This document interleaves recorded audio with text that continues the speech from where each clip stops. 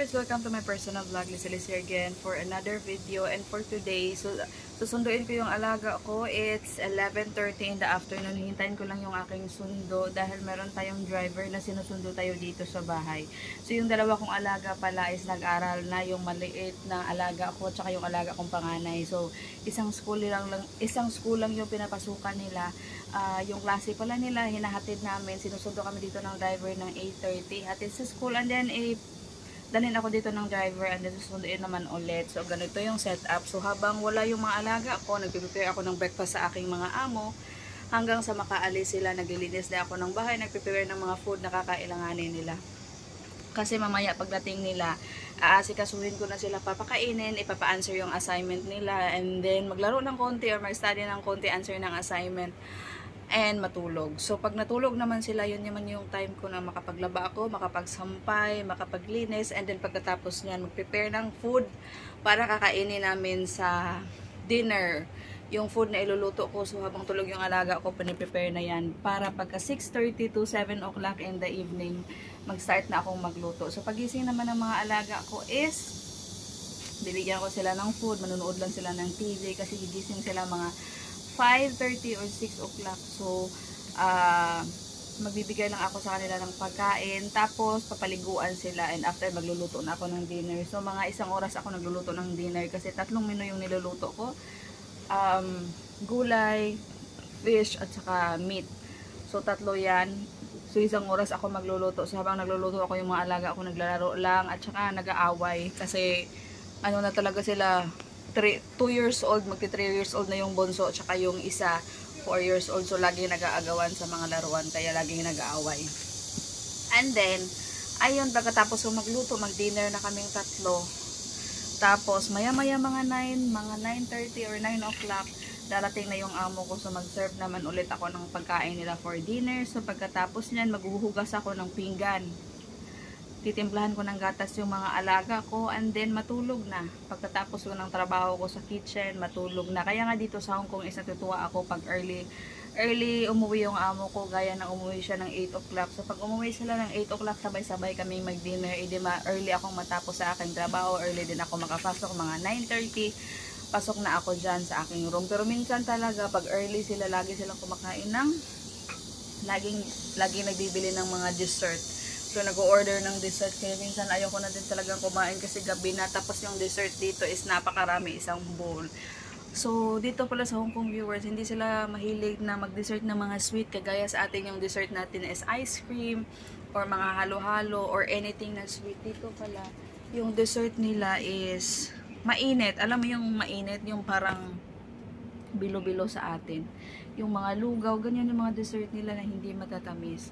So sa akin naman, yung binibili ni madam sa akin is yung cold. Kasi ayoko ng dessert na mainit kasi feeling ko kumakain ako ng meal. Kaya sabi ko sa kanya, every time na magbili ka ng dessert, wag mo akong bilhan ng hot. Kasi ayoko ng hot, gusto ko ng cold. So ayun, laging bumibili ng dessert. Dito naman talaga, hindi na ako kumakain ng dessert. So ang alam mo ba yung ginawa ng amo ko, binibilhan na ako, hindi na ako tinatanong na kung anong gusto mong dessert. Dati kasi tinatanong pa ako. Ngayon, na lagi kasi ako nagsasabi na wag nyo na akong bilhan, hindi ako kakain ng dessert. So, bumibili na lang sila, hindi na sila nagsabi sa akin. So, ayun, yun lang yung trabaho ko dito sa Hong Kong. Gigising ako ng 7:30 in the morning kasi 7:45 gigising na yung mga alaga ko. So, bubuhatin na sila papuntang sala. Tulog pa sila niyan, bubuhatin na sila papuntang sala. Tapos binibihisa namin sila habang nakapikit pa yung mata nila, tas nangingiyak-ngiyak. Normal naman talaga yan sa bata kasi nga maliliit pa itong alaga ko. Tapos hindi pala sila nagbe-breakfast. So yung ginagawa ko is yung alaga kong maliit, hindi talaga yan kumakain ng breakfast. Ang ano dyan is gatas lang. Tapos yung alaga kong malaki, dahil hindi na nga siya nagagatas na yung gatas sa kanya, yung iniinom niyang gatas is yung fresh milk na. So bigyan mo lang siya ng fresh milk, tas isang tinapay, okay na yon sa kanya. E di minsan nakakalahati niya yung tinapay, minsan din hindi din kumakain. Pero no problem man kahit hindi sila kumakain kasi meron naman silang snacks. And yung snacks nila is inuubos naman nila kasi nagugutom sila. So wala pa silang kain. So hindi ako nagluluto ng breakfast dito sa alaga ko kasi nga masyadong maaga yung kanilang klase. masyadong maaga yung kanilang klase, kaya hindi pa talaga sila kumain. And minsan nga binubuhat ko lang sila papuntang school habang nakapikit pa yung mga mata.